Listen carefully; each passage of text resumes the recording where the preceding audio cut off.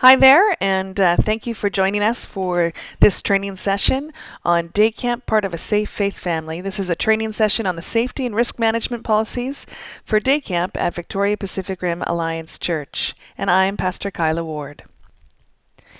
I want you to know that the message we bring to kids is far more than the words we say. It's held in how we act with kids, how we make kids feel, and the environment that we set up. If we really intend to share the message of God's love with the children and families in our community, then it becomes our first priority to ensure a child's safety while in our care. If we fail on that front, nothing else we say will be heard. Providing a loving environment for children means providing a safe environment for children. At this, we must be successful. So this training is the beginning of an ongoing process that we undertake to ensure we see evidence of ever-increasing safety and risk management for our faith family. It's important for you to know right off the top that we have some policy around how we recruit our volunteers. Volunteers for our children's ministry are required to have a minimum of 6 months church attendance. They will complete a ministry application form, which includes a Christian and Missionary Alliance statement of faith. If you have not received that paperwork, please see me immediately. It also requires you provide me with a minimum of 2 reference checks, a criminal record check for anyone over 19 years of age. This will be renewed at least every 3 years. My preference is to have that renewed yearly. Also, we require a face-to-face interaction or an interview with myself or someone I designate. You are required to participate in an annual safety and risk management training. This is a part of that requirement. And as well, all of our volunteer ministry personnel will be identified by wearing at Daycamp our Daycamp white hats. These will be provided for you on the first day of camp, and it's important that you know its whereabouts at all times during the week, for that's how we let kids and their family members know to identify members of our staff.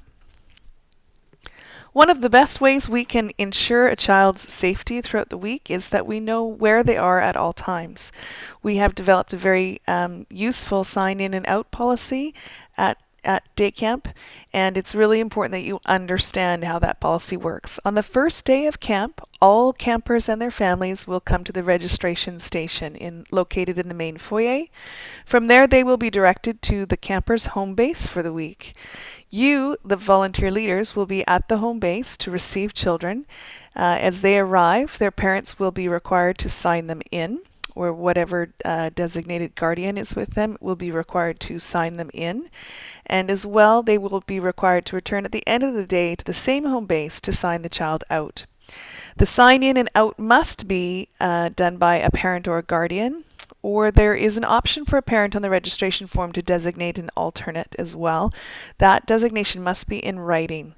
If you have any issues with a parent saying that they are supposed to be taking home, say, their son's friend, or so-and-so asked me to pick up their child today, just can you please make sure that you refer those issues immediately to the camp director. I will be located in the main foyer on camp days, because no child is ever to be released unless a parent or a designated guardian signs them out. It's a very important part of our safety protocols. We also have a buddy policy, which is to be enforced at all times. Children will never be traveling alone at Daycamp. Buddies are encouraged at all times, and in fact, we really encourage people to travel with their entire small groups at all times. No child will ever be left alone with a leader, so leaders, you do not qualify as a buddy. If there's a need for a leader to take a child, perhaps to the first aid station, perhaps to the washroom, then that child also requires a buddy. And that's essential, that at no point will I ever see a child either alone or alone with one leader. I want to make sure that there's always lots of eyes and that we're very public and transparent in our interactions with kids. Leaders will always stay in plain view of the public when accompanying children. This brings us to the issue of bathroom breaks. Children who are attending our day camp are between the ages of 4 and 12, and at that age they are all assumed to be able to use the washroom facilities unassisted by leaders. So children will travel to the washroom with a buddy or in their group. Again, we really encourage that. If an adult is required to check on a child, they'll stand outside the bathroom and call in to determine the needs of the child. There is no circumstance under which an adult will ever be in a washroom with a child with a closed door. You will find that during the week of day camp, we will secure the doors of our washroom facilities in the foyer open with door hitches, and this makes it very simple for you to take your group to the washroom, for you to stand outside in the foyer and still be able to kind of hear what's going on in there. For the youngest group, we recommend visits as often as possible to the bathrooms, kind of at every break if possible. But for all groups, we encourage a visit immediately following the recreation station and before we're going to the snack station for hand washing. And again, we recommend those foyer facilities. Camp has an on-site policy. This means that all children will stay on the church property at all times, unless they are approved in advance by the children's pastor. And that's often in the case of day camp. We will on occasion rent the facility, the school's field across the street. And if we are going to be using that, kids will be allowed to travel across the street only when they are accompanied by one leader at the front of a line, one leader in the back of the line, and if anyone needs to return to the church for any reason, to use the washroom is the most common reason, they will be accompanied by a buddy and an adult crossing assistant. That either needs to be, we have a security crossing assistant volunteer for the week, or one of the station leaders can also function in that manner. There's to be no exceptions to that rule. In order to keep children safe within our faith family, I think one of the things we need to be able to do is to have a discussion about what it means to have healthy touch. And so in order to do that, to be a culture where we can be engaging in healthy touch with one another, we need to be able to really get clear in our minds that a child is always in command of their own body. No leader, no parent, nobody will touch a child in a way that makes the child feel uncomfortable. Healthy touch can be displayed in lots of ways. Genuine and appropriate displays of God's affection will always be done in the plain view of others, and it may look like holding a preschooler who's crying, speaking to a child at eye level, getting down on your knees and looking them right in the eye, holding hands with a child when speaking, listening, or walking him or her to an activity, gently holding a child's shoulder or a hand to redirect their behavior, maybe when things aren't going so well, putting your arm or around the shoulder of a child when comforting them or quieting is needed, patting a child on the head, hand, shoulder, or back to affirm him or her that you're there and that you notice them. All of that is appropriate. However, appropriate touch will not include the following. There will be no kissing, extended hugging or tickling, holding a child's face when disciplining, touching any area that should be covered by a bathing suit normally, carrying older children or allowing kids to sit on your lap, any prolonged physical contact of any kind. It can be challenging actually to resist holding an older child or to have them sit on your lap, and that is because they often will request that. It's a common request. If a child is old enough to walk, then we encourage you to ask them to walk beside you. May I hold your hand while we walk together? That would be a great response. If a child asks to sit on your lap, how about you come sit right beside me? That would be an appropriate response. To keep a child physically safe, we also have a first aider policy. If the need for first aid attention arises, the group leader in charge will remain with the injured or ill child. A pair of children will be asked to seek assistance from the children's pastor or designated first aider, and parents will be contacted immediately. We will call 911 also immediately for medical assistance if there is any doubt as to the severity of the injury. I like to say, if you have to ask the question, should I be calling 911? Then you should call 911, and we will let the paramedics decide if that has been appropriate. All incidents will be reported and recorded in our first aid incident report book. This normally is located in my church office. However, for the days of day camp, we relocate that book up into the registration station so that it's easily accessible to our first aiders. So during the hours of camp, if you have anything that you need to write down, either a first aid incident, or if there's been some sort of incident or an interaction where you feel further further understanding may be required, then that is a good time for you before the end of the day to make sure that you've written that incident down in our notebook with full details.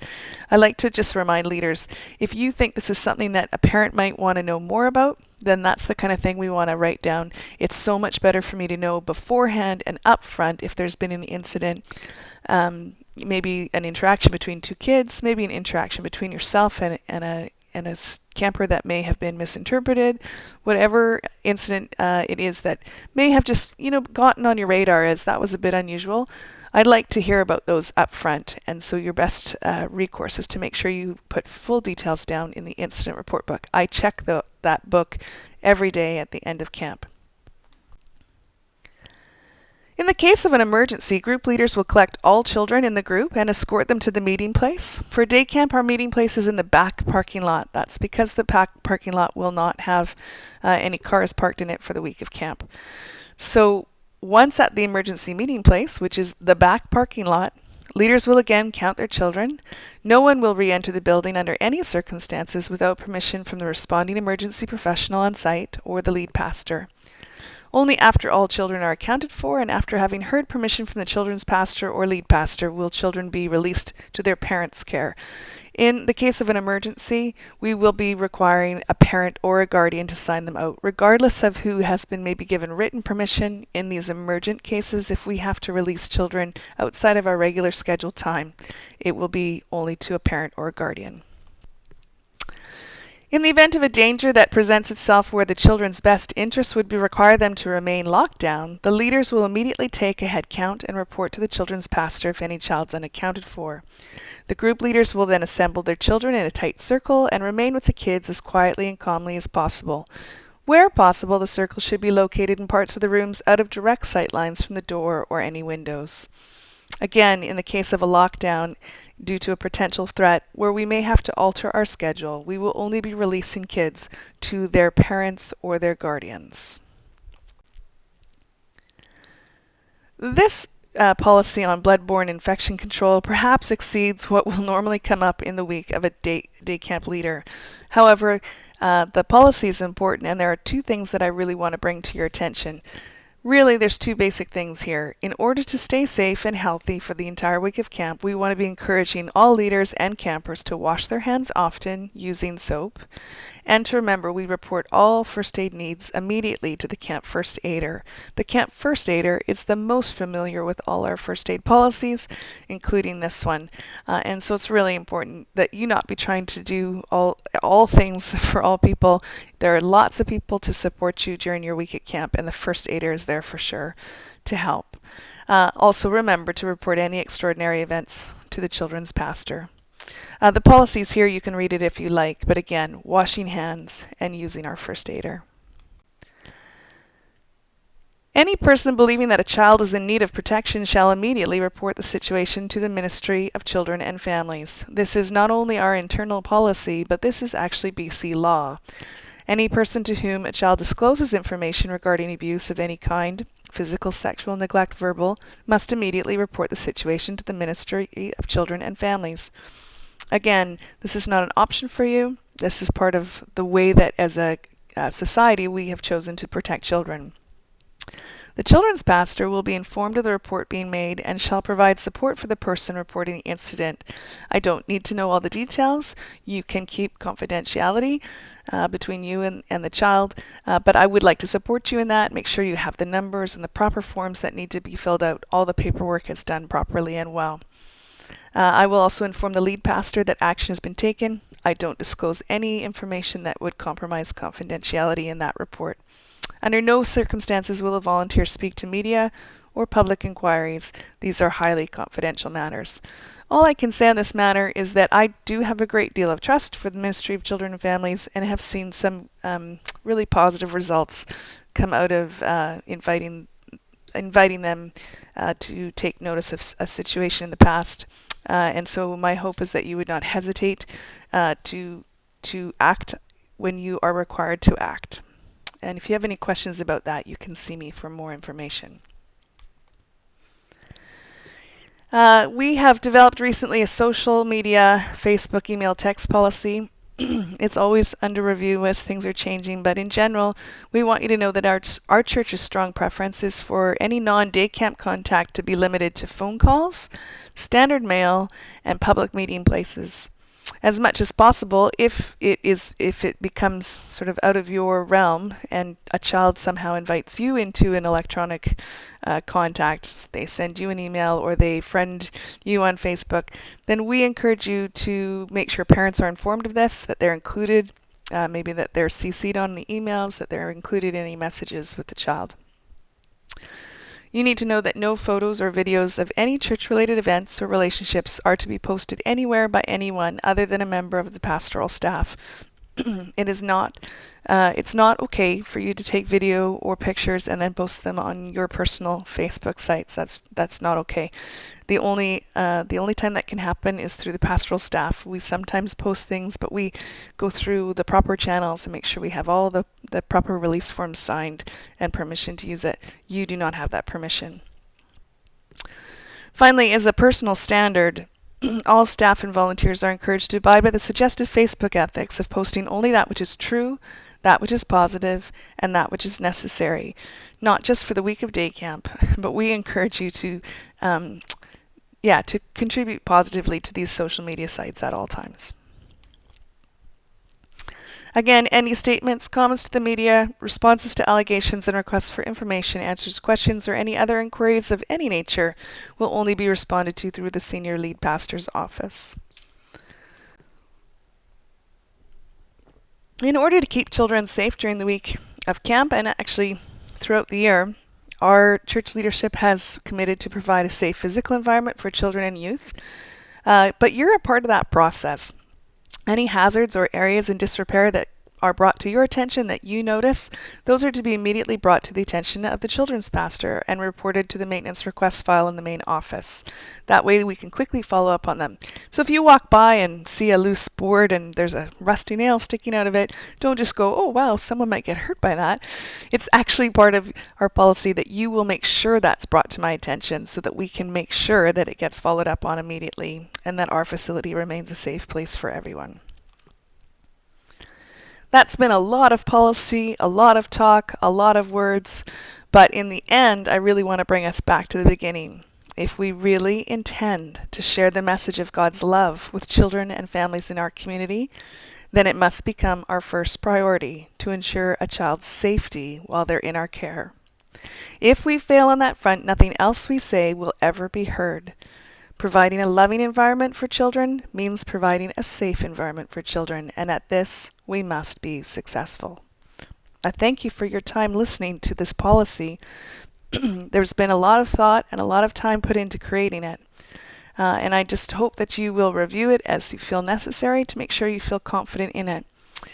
To help in that confidence building, at our day camp orientation day, we will be taking time to review some of these policies. So I encourage you so that you're ready for that review. Make sure that you can give a brief description without referring to your notes. Make sure that you can give a brief description of the following policies. Make sure you understand and know our buddy policy. Make sure you understand and know our on-site policy. Can you adequately describe our sign in and out procedures? Do you adequately understand our bathroom procedures? What exactly is healthy touch? What does it look like? What does it not look like? What are our social media policies? And what are the first aid procedures? If you have a good handle on these, if you can review these on your own without needing to refer to notes, then you will feel able to participate in day camp with a real great knowledge of how to keep a child safe, how to provide that loving environment for them while they're at camp.